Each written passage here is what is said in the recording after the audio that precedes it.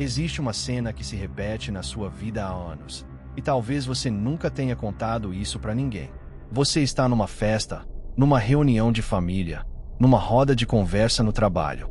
Todo mundo ri, todo mundo fala, e você está ali, presente, educado, até participando. Mas por dentro existe uma voz baixa, quase um sussurro, dizendo: não é isso. Tem alguma coisa faltando aqui. E quando você finalmente vai embora e fecha a porta do carro ou entra no silêncio da sua casa, você não sente tristeza.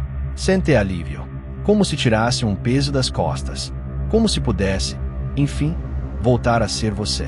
Se você reconheceu essa cena, presta atenção no que eu vou te dizer, porque o mundo inteiro já te deu um diagnóstico para isso.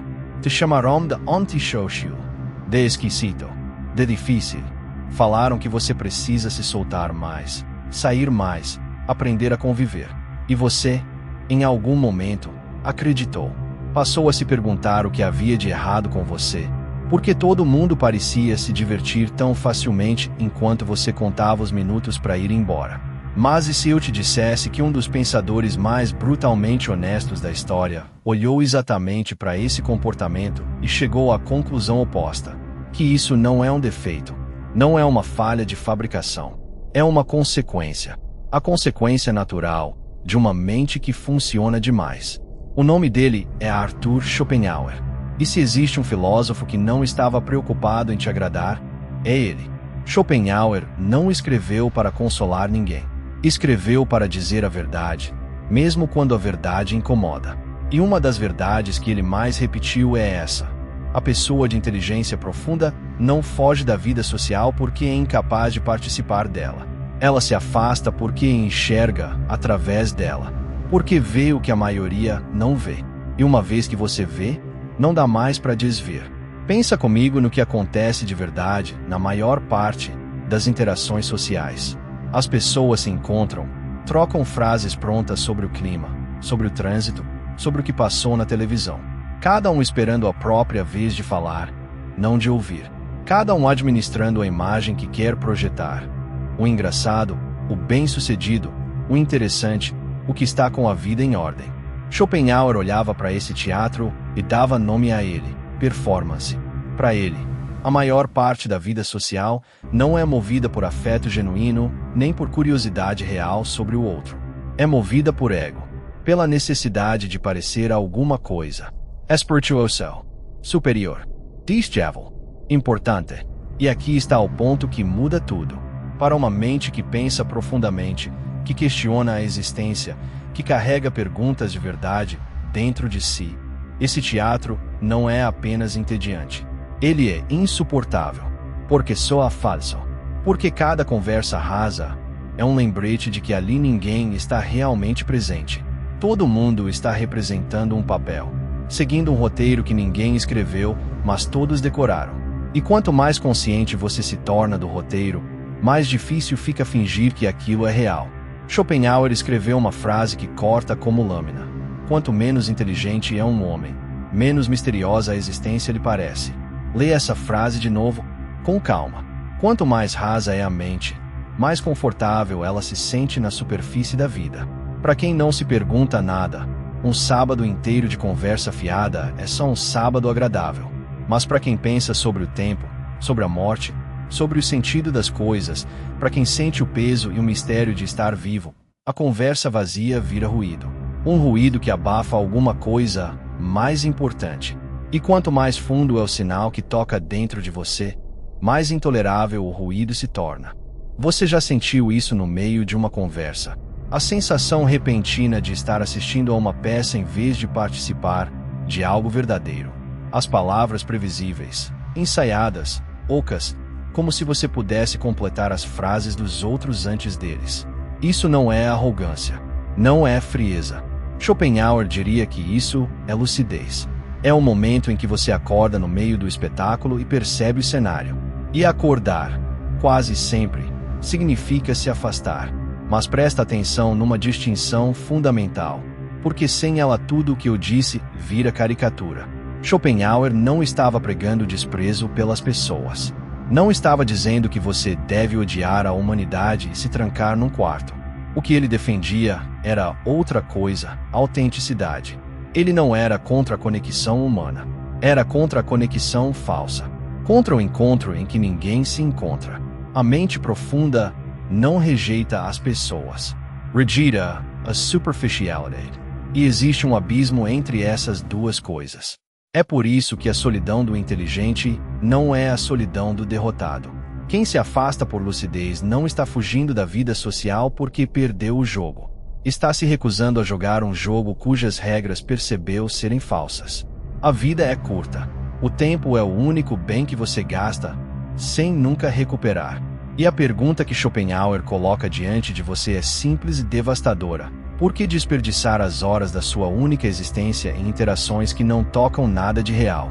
Neste vídeo, eu vou te levar pelo caminho completo do pensamento de Schopenhauer sobre isso. Você vai entender por que a inteligência profunda quase sempre caminha junto com o sofrimento, e por que isso não é uma maldição, mas um sinal de despertar. Vai entender por que se desapegar da aprovação da multidão é a forma mais radical de liberdade que existe. E vai descobrir por que a solidão, essa mesma solidão que te fizeram sentir vergonha de amar, pode ser o espaço mais sagrado da sua vida. Porque no fim, a pergunta não é por que você não se encaixa. A pergunta é, encaixar em quê? E a resposta de Schopenhauer talvez seja a permissão que você esperava há anos para parar de se pedir desculpas por ser quem você é. Agora eu preciso te contar a parte que ninguém gosta de ouvir. Porque até aqui, talvez você tenha sentido um certo conforto. Afinal, descobrir que a sua dificuldade com a vida social é sinal de profundidade parece uma boa notícia. Mas Schopenhauer não era um filósofo de boas notícias. E a segunda verdade que ele entrega é mais dura. Se a solidão é o habitat natural da mente profunda, o sofrimento é o companheiro inevitável dela. Para Schopenhauer, isso não era uma possibilidade. Era uma lei da existência. Conhecer profundamente é sofrer profundamente. E veja bem, não é porque a inteligência torna a vida pior. É porque ela revela a vida com mais honestidade. A pessoa que pensa fundo enxerga o que a maioria passa a existência inteira evitando ver. A impermanência de tudo, o absurdo de quase tudo, o caos por baixo da ordem aparente, e essa fome constante que move os seres humanos de um desejo para o outro sem descanso. A maioria nunca encara isso de frente. A mente profunda não tem escolha. O véu caiu. E véu que cai, não sobe mais. Para explicar de onde vem esse sofrimento, Schopenhauer construiu uma das ideias mais poderosas da história da filosofia. Ele disse que por baixo de tudo o que existe, por baixo de você, de mim, de cada animal, de cada coisa viva, opera uma força cega, irracional, insaciável. Ele chamou essa força de vontade. Não a vontade no sentido comum, de querer um copo d'água. Uma vontade cósmica, um impulso que atravessa toda a natureza, empurrando tudo a desejar, buscar, agarrar, lutar. É ela a razão pela qual você quer. Quer o quê? Não importa. Quer, sempre. É da sua estrutura querer. Só que existe uma armadilha embutida nessa força, e é aqui que a coisa fica séria. A vontade nunca se satisfaz. Nunca. Repara na mecânica do desejo na sua própria vida. Você quer muito alguma coisa. Um emprego, uma pessoa, uma conquista, um objeto. Enquanto não tem, aquilo ocupa seus pensamentos, vira o centro da sua vida. Aí você consegue. E o que acontece? Uma alegria breve. Às vezes intensa, mas breve. Em pouco tempo, aquilo que era um sonho vira paisagem. Um emprego novo vira rotina. A conquista vira passado. E do fundo de você, pontual como um relógio, sobe o próximo desejo. E o ciclo recomeça. Schopenhauer olhou para esse ciclo e descreveu a estrutura trágica da vida. Momentos curtos de satisfação cercados por longos períodos de falta, de espera, de frustração. O prazer, dizia ele, é sempre negativo. É só o breve silêncio de uma dor que cessou. A dor é que é o estado permanente. Para a maioria das pessoas, esse ciclo é simplesmente a vida como ela é. E elas seguem correndo na roda, sem nunca perguntar por quê. Mas a mente profunda enxerga o padrão. Vê a roda. Vê a si mesma correndo nela. E o que costuma vir depois dessa visão é uma palavra que talvez você conheça bem: desencanto. É por isso que inteligência e sofrimento andam de mãos dadas. Quanto mais claramente você entende a natureza do mundo, mais difícil se torna encontrar consolo nas ilusões dele. As distrações que anestesiam os outros param de funcionar em você. E aí surge aquele peso que eu quero descrever com cuidado, porque talvez você carregue esse peso agora mesmo sem saber o nome dele. Não é a tristeza por um evento específico. Não é algo que aconteceu. É uma gravidade constante, que vem da consciência de que tudo passa, de que as suas alegrias são temporárias, de que as pessoas que você ama são finitas, de que até as suas maiores realizações serão esquecidas. Você já sentiu esse peso? Essa melancolia sem endereço? O mundo moderno tem pressa em chamar isso de doença. E existem, sim, dores que precisam de tratamento. Isso não se discute. Mas Schopenhauer te oferece outra lente para essa gravidade específica. Isso não é defeito. É clareza. Você não sente esse peso porque está quebrado. Sente porque está acordado. A dor da consciência não é o preço de estar errado sobre a vida. É o preço de estar certo. Mas se Schopenhauer parasse aqui, ele seria só um profeta do desespero, e este vídeo não existiria. O ponto de virada do pensamento dele é este: a mesma consciência que causa o sofrimento é a única porta de saída dele. Acompanha o raciocínio. Se a fonte da dor é a vontade, esse motor que te faz querer sem parar, então o caminho não é alimentar o motor, é começar a se desligar dele. Não dizer não há vida, dizer não há ilusão. Perceber o mecanismo do desejo já é, em si, o começo da liberdade em relação a ele. Quem vê a roda pode escolher sair dela. Quem não vê, continua correndo. Na prática, isso significa uma vida mais simples, mais silenciosa, mais deliberada.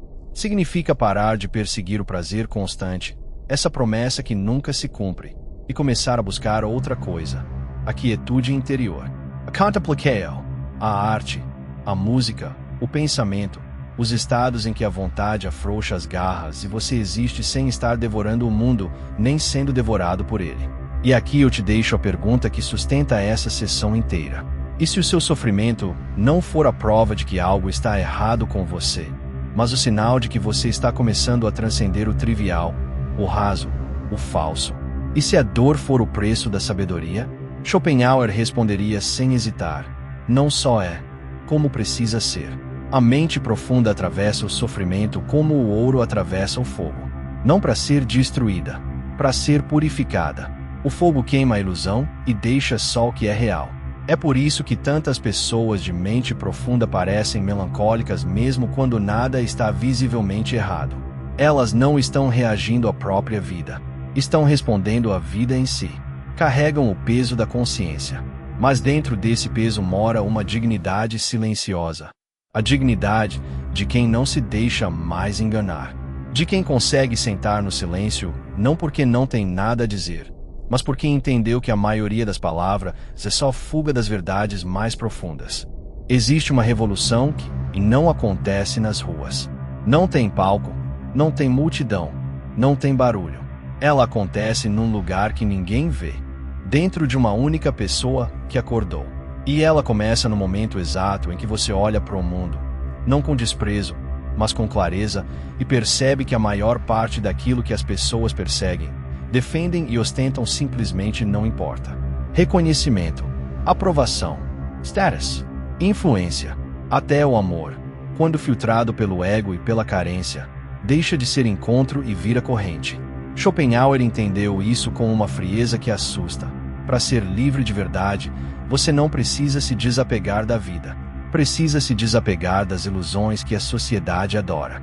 Vamos falar sobre a multidão. Schopenhauer não via a massa como má.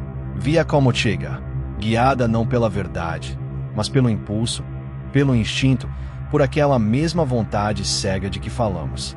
E a multidão tem uma exigência inegociável: conformidade. Ela pressiona você a sorrir quando quer gritar, a aplaudir a mediocridade porque todo mundo está aplaudindo, a sacrificar o seu mundo interior em troca de validação exterior. A multidão não pergunta quem você é. Ela te informa quem você deve ser. E faz isso com tanta naturalidade que a maioria obedece a vida inteira achando que está escolhendo. Mas a pessoa que pensa começa a ver esse mecanismo por dentro. Começa a perceber que aquilo tudo é uma performance. Uma dança de máscaras em que cada um imita o outro, com medo de ser o único a parar de dançar. E quando você vê a dança, de verdade, você fica diante de duas escolhas. Só duas. Ou entrar na dança e esquecer de si mesmo. Ou dar um passo para fora e correr o risco de ficar sozinho. E aqui mora o paradoxo mais bonito do pensamento de Schopenhauer. Dar o passo para fora não te isola, te liberta, porque desapego não é apatia, não é frieza, não é deixar de se importar com tudo. Desapego é a recusa deliberada de deixar que a sua identidade seja ditada pelas opiniões e pelos desejos dos outros. É o ato radical de escolher os próprios valores, o próprio ritmo, o próprio caminho. E numa sociedade viciada em atenção, em aprovação, em estímulo constante, esse tipo de independência não é um estilo de vida. É uma rebelião. Eu quero que você faça um exercício agora e faça de verdade. Pensa em quanto da sua vida foi moldado pela expectativa dos outros. A roupa que você veste, as opiniões que você defende em voz alta, as metas que você persegue, a carreira que você escolheu, ou que escolheram por você com aplauso e cobranças. Quanto disso é genuinamente seu? E quanto é emprestado, absorvido de uma cultura que nunca perguntou quem você realmente é? Schopenhauer te convida a encarar uma pergunta aterrorizante e libertadora ao mesmo tempo. Que parte da sua vida desmoronaria se você parasse de fingir? Fica claro, então, o que o desapego não é. Ele não é rejeitar tudo. É escolher o que realmente importa. É gastar menos tempo correndo atrás de admiração e mais tempo contemplando a verdade. Menos tempo fazendo contatos estratégicos e mais tempo lendo. Menos tempo rolando a tela e mais tempo pensando. Não é fugir do mundo. É se relacionar com o mundo nos seus próprios termos. Porque se você não definir os termos da sua vida, pode ter certeza, o mundo define por você. E Schopenhauer acreditava que essa era a única forma de preservar a alma numa sociedade que tenta diluí-la o tempo inteiro. Ele insistia numa distinção que resume tudo: riqueza interior contra exibição exterior. Quanto mais profunda é uma mente, mais ela valoriza o que carrega por dentro e menos precisa mostrar por fora. A multidão persegue símbolos de status. O sábio busca a harmonia interna. A multidão se diverte com a fofoca. O sábio encontra paz no silêncio. A multidão mede o sucesso por quantas pessoas conhecem o seu nome. O sábio mede por quão profundamente ele conhece a si mesmo. São dois jogos completamente diferentes, jogados no mesmo tabuleiro. E o detalhe cruel é que só um deles tem fim. O jogo da aprovação externa não termina nunca, porque a plateia sempre quer mais. A rebelião verdadeira, então, não é gritar mais alto que o mundo. É se tornar tão firme, tão inteiro, tão silenciosamente estável, que o barulho do mundo não te move mais. Pensa na força que existe nisso. Alguém que não pode ser comprado por elogio, nem destruído por crítica. Alguém cuja bússola está dentro. Esse alguém é ingovernável. Não no sentido de rebeldia barata, mas no sentido mais profundo. Não há mais alavanca externa capaz de operá-lo. Mas eu não vou te enganar, porque Schopenhauer nunca enganou ninguém. O desapego custa caro. Ele significa abrir mão do elogio fácil. Significa decepcionar pessoas que achavam que conheciam você e assistir à frustração delas sem correr para se explicar. Significa encontrar conforto na solidão enquanto o mundo inteiro te diz que estar sozinho é fracasso. Significa confiar que a sua bússola interna, por mais silenciosa que seja, é mais confiável que as vozes mais altas do lado de fora. E isso, você sabe, exige coragem. Uma coragem que não aparece em foto. Então deixa eu te perguntar, e leva essa pergunta com você pro resto do dia. Como seria a sua vida se você parasse de atuar para a plateia e começasse a viver para a verdade? O que você ganharia se soltasse tudo o que é falso, mesmo que isso custasse tudo o que é familiar? Porque no final das contas, a liberdade não está em pertencer aos muitos. Ela está em pertencer a si mesmo. E Schopenhauer diria, sem suavizar nada, esse é o único pertencimento que realmente importa. Chegamos ao centro de tudo. Porque no coração da filosofia de Schopenhauer existe uma verdade que a sociedade moderna não apenas ignora, ela teme. A solidão não é vazio, é essência. Vivemos num mundo obcecado por conexão, por visibilidade, por interação constante. Um mundo em que ficar sozinho parece sintoma, em que o silêncio parece falha técnica. E nesse mundo, quem se retira é imediatamente rotulado. Antisocial. Stronghold. Quebrado. Mas Schopenhauer enxergava outra coisa nas pessoas que se afastam. Ele via que, muitas vezes, são justamente as mais vivas por dentro. Porque a solidão, quando é escolhida, deixa de ser ausência e vira forja. Não é uma fuga da vida, é um retorno à fonte dela. Deixa eu te mostrar por que isso acontece.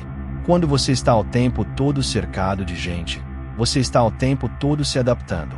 Ajusta o tom de voz, ajusta a postura, ajusta até os próprios pensamentos, às vezes de forma sutil, às vezes por completo, para caber no ambiente. Isso não é hipocrisia, é o que a convivência exige. Mas existe um efeito colateral que ninguém te contou. Com o tempo, de tanto se moldar, você começa a perder a própria forma. Vira uma colagem de impressões alheias. Um espelho que só reflete o que está ao redor, e que já não sabe o que mostraria se ficasse diante de uma sala vazia. A solidão interrompe esse processo.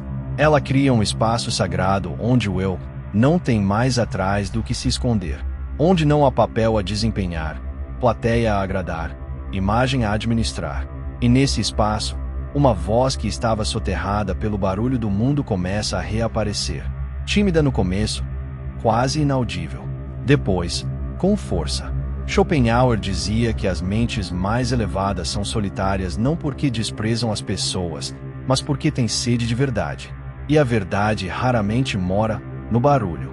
Ela mora na quietude, nos livros, no pensamento, na natureza, no confronto silencioso com a própria mente. É por isso que tantos pensadores, artistas e místicos, ao longo da história inteira, buscaram o recolhimento, não para escapar da vida, mas para mergulhar mais fundo nela, para alcançar o que não se alcança no meio da multidão, para ouvir a música que só toca no silêncio. Mas eu preciso ser honesto com você, porque Schopenhauer sempre foi. A solidão não é fácil. Ela te obriga a encarar o que você enterrou, as decepções que você nunca digeriu, o luto que você adiou, os medos que você vem driblando à custa de agenda cheia, de rolagem infinita, de conversa que não diz nada. Ficar sozinho de verdade é ficar trancado no quarto com tudo isso. E é exatamente por esse motivo que a maioria foge. Só que é nesse confronto, e somente nele, que as sementes da sabedoria são plantadas. Schopenhauer via a solidão como um espelho brutal, mas honesto, que te reflete de volta sem distorção. E nesse reflexo, se você tiver coragem de olhar, você começa a ver quem realmente é. Ele escreveu a frase que talvez seja o coração de toda a sua obra sobre esse tema. Um homem só pode ser ele mesmo enquanto está sozinho. E quem não ama a solidão, não ama a liberdade. Porque só quando está sozinho ele é realmente livre. Repara como essa ideia é radical. Hoje talvez mais do que no século XIX. Porque te ensinaram que liberdade é ter opções. É poder ir a qualquer lugar, fazer qualquer coisa. Schopenhauer vira esse conceito do avesso. A liberdade real é interior. É a liberdade de não precisar dos outros para validar a sua existência. De pensar sem censura. De sentir sem manipulação. De viver sem performance. Todas as outras liberdades, sem essa, são só uma coleira mais comprida. E algo acontece com quem cultiva esse espaço. Na solidão, você para de consumir e começa a criar. Para de reagir e começa a refletir. Aos poucos, você deixa de ser puxado pelas demandas do mundo e passa a ser guiado por um propósito que é seu. É aí que a sabedoria nasce. Não nas câmaras de eco da sociedade, mas nos quartos silenciosos da solidão. Mas guarda essa última peça. porque sem ela o quadro fica incompleto. A solidão não é um exílio permanente. Não é para você desaparecer do mundo para sempre. Ela é um lugar de retorno. Um lugar aonde você volta, de novo e de novo, para se recalibrar e se lembrar de quem é. Porque uma vez que você tocou aquela quietude, uma vez que provou aquela clareza, você a carrega com você, inclusive pro meio do barulho. Você se torna alguém que consegue estar numa multidão sem se perder nela, que participa sem ser engolido, que escuta sem a ansiedade de responder. Esse é o verdadeiro poder da solidão. Ela não muda apenas quem você é quando está sozinho. Muda quem você é quando volta. Então eu termino com a pergunta que Schopenhauer deixaria diante de você. O que será que você descobriria se permitisse ficar verdadeiramente só? Não apenas sem pessoas, sem ruído, sem distração, sem a obrigação de ser alguém para alguém. Porque ele acreditava nisso até o fim. No silêncio da solidão, a gente não se perde. A gente finalmente se encontra. E nesse encontro, você deixa de viver como produto do mundo e começa a viver como autor do próprio sentido. Se esse vídeo tocou em algo que você sempre sentiu e nunca soube nomear, se inscreve no canal e ativa o sino, porque aqui a gente mergulha toda semana nas ideias que explicam o que se passa dentro de você. E me diz nos comentários, com uma palavra só, lucidez. Assim eu sei quem chegou até o fim. Quem entendeu que não era defeito, era a profundidade. A sua mente não funciona demais. Ela funciona de verdade. E num mundo de superfícies, isso sempre vai parecer estranho. Que essa estranheza deixe de ser um peso e vire o que ela sempre foi. O sinal de que você está acordado.